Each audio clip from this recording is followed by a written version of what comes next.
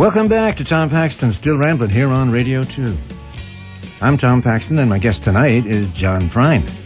Championed originally by fellow Chicago singer-songwriter, the late, great Steve Goodman, Prine was at one time hailed as a new Dylan. He easily managed to shake that title off, however, with his own distinctive songwriting and singing style. You don't know what you're getting into. She's gonna tear you apart. You're going places I've been to. Take a look at my heart. Take a look at my heart. In a career which spans nearly 40 years, his songs have been covered by many artists, including Bonnie Raitt, Chris Christopherson, John Denver, and even Daniel O'Donnell. I wanna dance with you, hold you in my arms once more. That's what they invented dancing for. I just wanna dance with you. Recorded in Nashville at his record company offices on Music Row, here is John Prine, who ain't hurting nobody.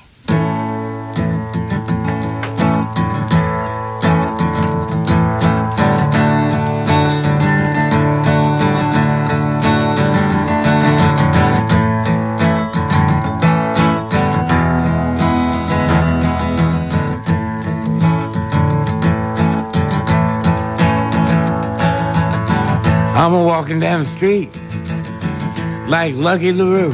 I got my hand in my pocket. I'm thinking about you. I ain't a hurting nobody. I ain't a hurting no one.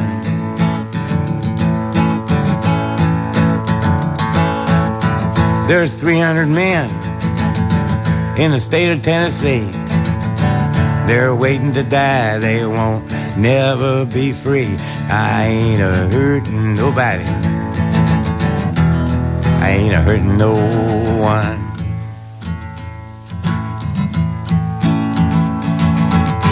$6,700,033 lights on.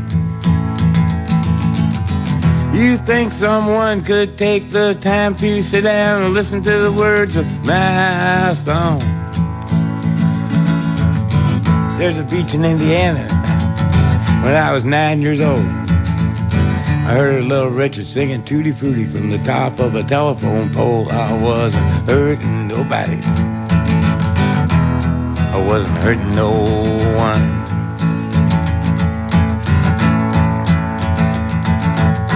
There's roosters laying chickens and chickens laying eggs. Farm machinery eating people's arms and legs. I ain't a hurting nobody. I ain't a hurting no one.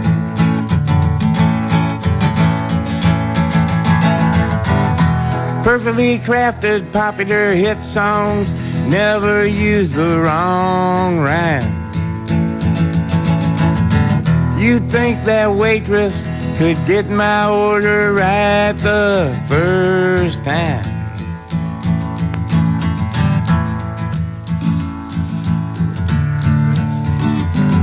I ain't hurting nobody.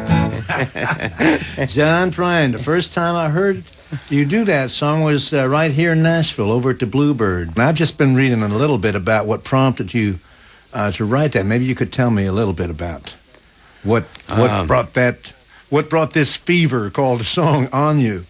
I think maybe I wanted to jam as many words as I possibly could into one line. You know? Did you ever hear that limerick? There was a young man from Japan whose poetry no one could scan. When asked how he did it, he said it's really simple. You just cram as many words into the last line as you possibly can. And you did it. Yeah. You did it. Oh, it's a great song. Yeah. But I just figured it was a good idea, like just some guy's walking down the street and he don't really care anything about anybody. He's just not hurting anybody, just taking care of himself, yeah, you know. Yeah. The first time I met you, I think, was with Steve Goodman at a place called The Quiet Night in Chicago. I was playing there, and a couple of these wild boys from Chicago showed up, and It was a question of which one was wilder than the other one. And I guess it was Steve. Steve was the highest energy guy we ever knew. He sure was, yeah. How did you get to know Steve? You had already written one or two songs yourself before you met Steve Goodman. Just tell me a little bit about meeting Steve. Well, I started playing at a club called the Fifth Peg, which was directly across the street from the Old Town School of Folk Music. And I just started going down there like on open stage night, seeing if they'd let me up, and I wanted to try out these songs I'd written. I don't think I'd sang them for anybody, not my family or anybody. I just made them up in my room and went down and decided to get up on stage and sing them. And what were you doing for a living at that time? I was a mailman. You were a mailman? Yeah, for about 6 years in west side of Chicago. And I went directly from high school, and I got drafted, and since I got out, I worked for the post office for 6 years. But at night, I would go down to the Fifth Peg and sing my songs, and then deliver the mail by the day. Well, this guy walks in one night. I'm playing over at the Fifth Peg, and he walks up to me in the back room, and this little guy, he's about not quite 5 foot, and it's like he's punctuating all of his everything he's talking to by poking me in the chest with his finger like this. He reminded me of Edgar G. Robinson, Little Caesar. Well, this was Goodman, right? He goes, yeah, he says, I'm Stevie Goodman, and and he goes through all this stuff, and I heard about you, kid, like, you're supposed to be real good. What else have you got? And all this, I thought, who is this guy? But we became pretty fast friends, after that. And Steve took me around, introduced me to the other places in Chicago, the other clubs and that. And from then on, we just kind of, I don't remember the first time we actually played together on stage, but things just started happening for Steve and me, Steve was great with, he talked a whole lot, but he hardly ever talked about himself. He was always talking about his friends or some song he'd heard that he really enjoyed. He was always like spreading the word, And that's what he did about me. That's how come things happened to Steve and me at the same time, mainly because of Stevie. Like, somebody'd shine a little light on Stevie, and he'd take the opportunity to tell him about his buddy, That's what he was like. Yeah. At about this same time that you're talking about, I was sitting in a hotel room up in Detroit, getting ready to do a show that night, and I was listening to some FM radio station up there, and all of a sudden, there came on a record by one of my old pals, Bob Gibson, and he was singing a song which since Bob was a songwriter as well, I just kind of assumed that he had written this song, and it absolutely froze me in my tracks in my room to hear every word of the song. It was turned out to be your song, Sam Stone, which I think was maybe the first song of yours that started attracting attention. Right. And it struck a real nerve with people. Tell us a little, maybe you'll sing a little of it, and then tell me how you came about to write that song. Okay.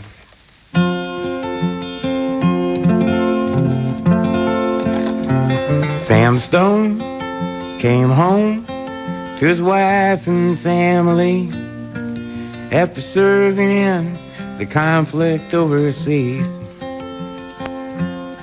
And the time that he served has shattered all his nerves and left a little shrapnel in his knee. But the morphine eased the pain, and the grass grew around his brain and gave him all the confidence he lacked. With a purple heart and a monkey on his back,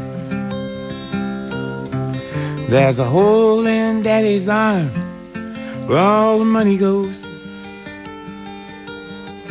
And Jesus Christ died for nothing, I suppose. Little pitchers have big ears, don't stop to count the years. Sweet songs never last too long on broken radios.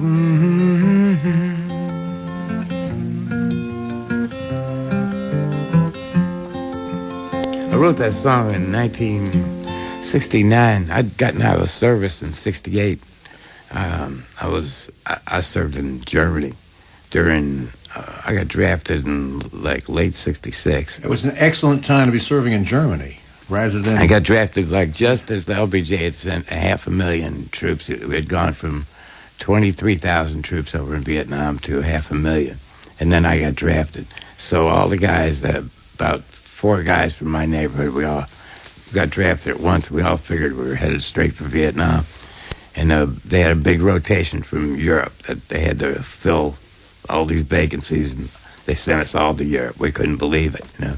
Some of the guys actually got over there and only spent a couple of months in Europe and then volunteered to go to Vietnam because your tour of duty was only 13 months. And they thought they would be getting out early. Well, some of them got out like real early. They got, shipped home, you know. And it was, I was really glad to be in Germany anyway. I can only imagine. But when I got out and got back home, it was a different, things were different back home as well. But then this song came out of that experience. But was it based on any personal? No, anybody you knew? I was trying to explain to myself after I was back home, kind of what all was going on. I mean, I was raised to pretty much like I loved going to all the war movies when I was a kid, and John Wayne was a big hero. And when it came my time to get drafted, I didn't think twice about going. But the more I found out about what was going on there, and the more stuff that you saw going on at home, it was easy to see that it wasn't the same sort of situation that we were in over there. This was close to my heart at the time, to write about the Vietnam War. Was this the first song you wrote? No, but I wrote all the songs I put on my first record. I wrote in about 14 or 15 months. I was writing Sam Stone and Donald and Lydia all at the same time.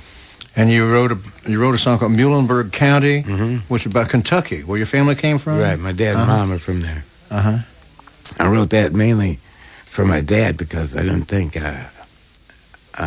anybody else would be able to pronounce Muhlenberg or let alone care about this song, about this town. Yeah. I knew my dad and mother both were from there, but my father made sure that even though we were born and raised, me and my 3 brothers up in Chicago, that he wanted us to know how much Kentucky was a part of his life, and it should be a part of ours. Give us a little bit of the song, maybe sure. Verse and the chorus, maybe.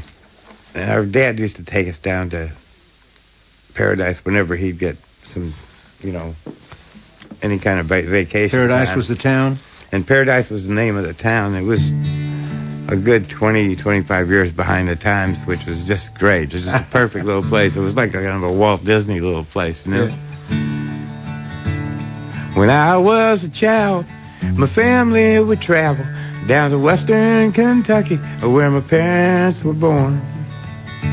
There's a backwards old town that's often remembered so many times that the memories are worn. Daddy, won't you take me back to Muhlenberg County, down by the Green River where paradise lay? Well, I'm sorry, my son, but you're too late in asking. Mr. Peabody's coal train has hauled it away. Well, sometimes we travel right down the Green River to the abandoned old prison down by Adra Hill, where the air smell like snakes and we'd shoot with our pistols, but empty pop bottles was all that we'd kill. And Daddy, won't you take me back to Muhlenberg County, down by the Green River where paradise lay? Well, I'm sorry, my son, but you're too late in asking. Mr. Peabody's coal train has hauled it away. It was, the reason my dad left there was because there wasn't any work in the immediate area except the coal mines. And he'd seen what cousins of his and everything that working in the mines what it did to their health and everything. And so your dad and mom were part of a the northern migration from Appalachia up to Detroit and Chicago up to looking factory for factory towns. jobs. And what kind of job did he find? He ended up with the American Cane Company. He was a tool and die maker for them, and he also got involved heavily with organizing the Steelworkers Union. Good union man. Yeah. Yeah. Tom Paxton here, still rambling on BBC Radio 2, 88 to 91 FM, with my guest tonight, the fabulous John Prine. One of your recent songs that I wish you'd do for us is You Got Gold. Would you do a little of that one? I'd love to.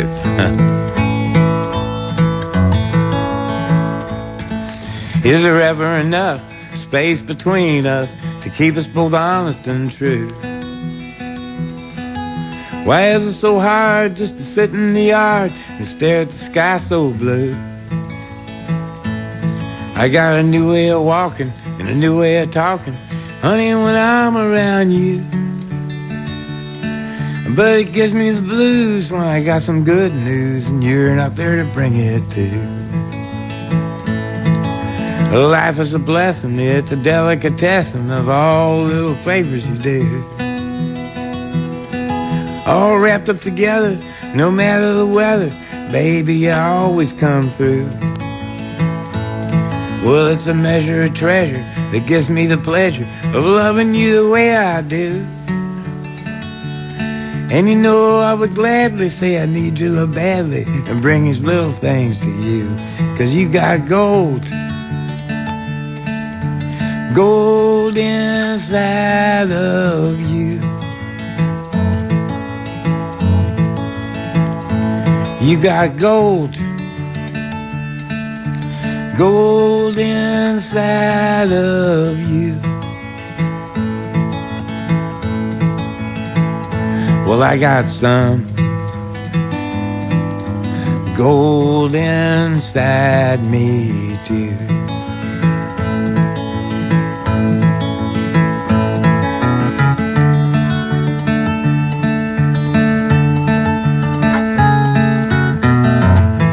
Do a little fancy Tom Paxton picking here.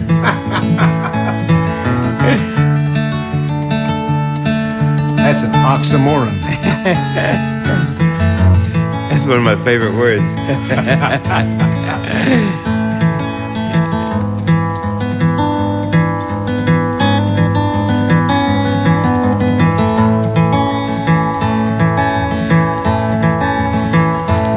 Well, I'm thinking I'm knowing that I gotta be going. You know I hate to say so long. It gives me an ocean, a mixed up emotion. I have to work it out in a song.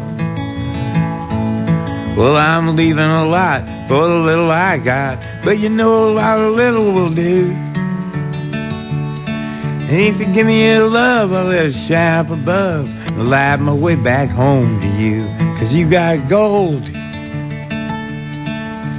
Gold inside of you. You got gold. Gold inside of you. Well, I got some gold inside me too. You got wheels turning inside of you. You got wheels turning inside of you. Well, I got wheels turning inside me too.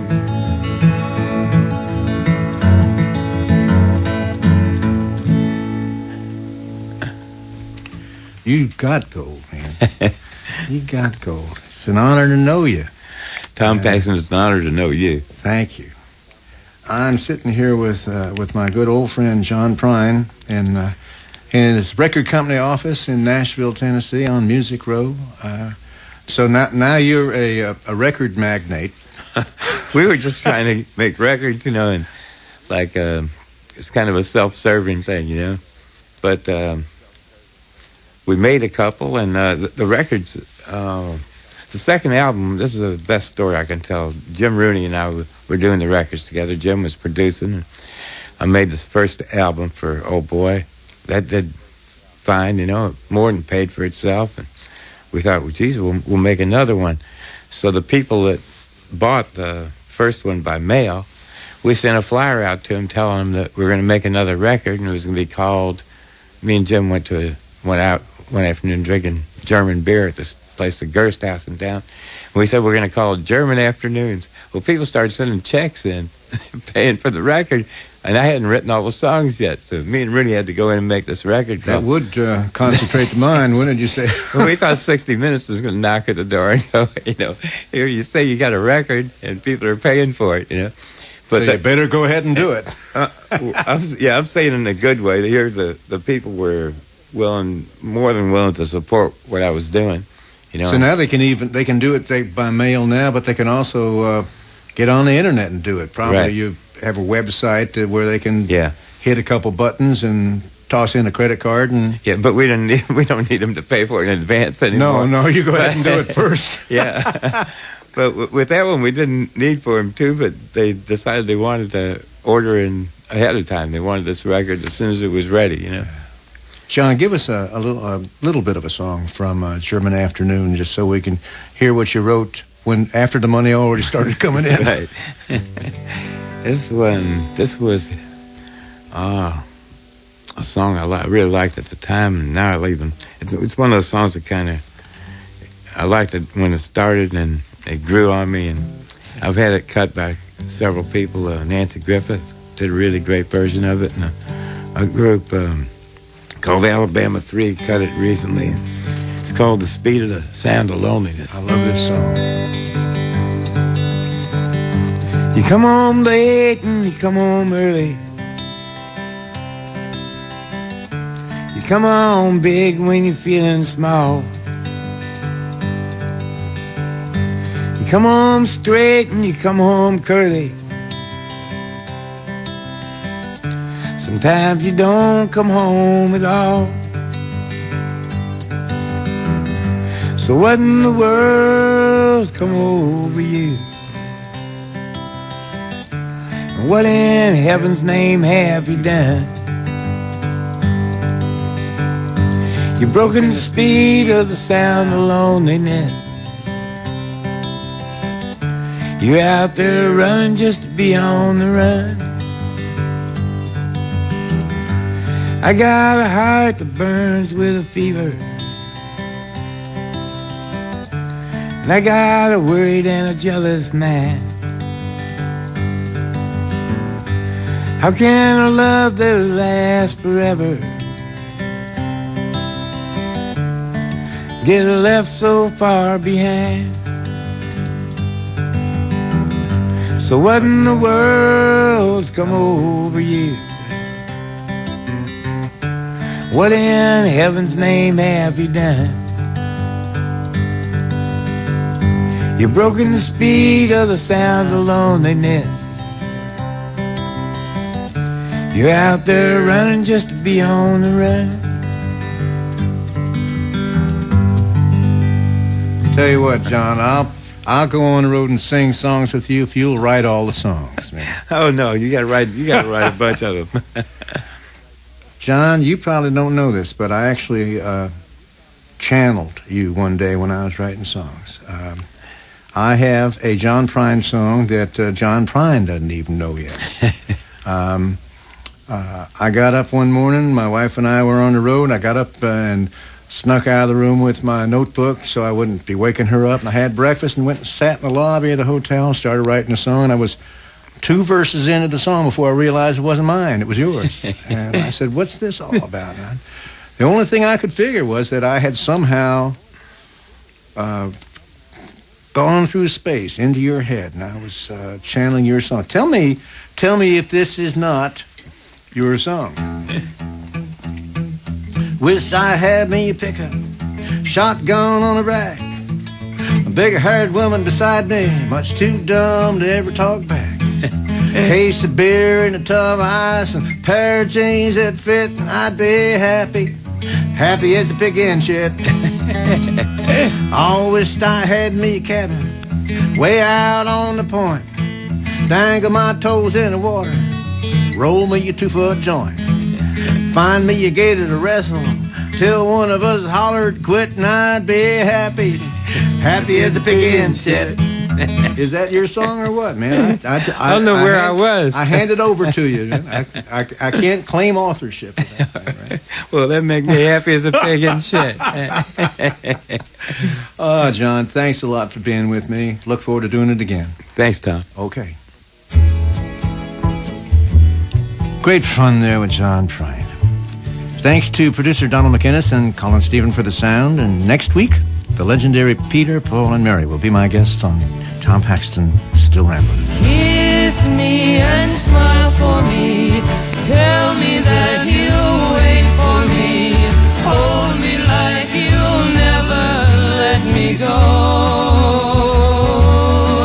I'm leaving on a jet plane. I don't know when I'll be back again. Leaving on a jet plane. I don't know when I'll be back again. Leaving on a jet plane. I don't know when I'll be back again. Oh, babe, I hate to go. Till then, from me, Tom Paxton, it's goodbye.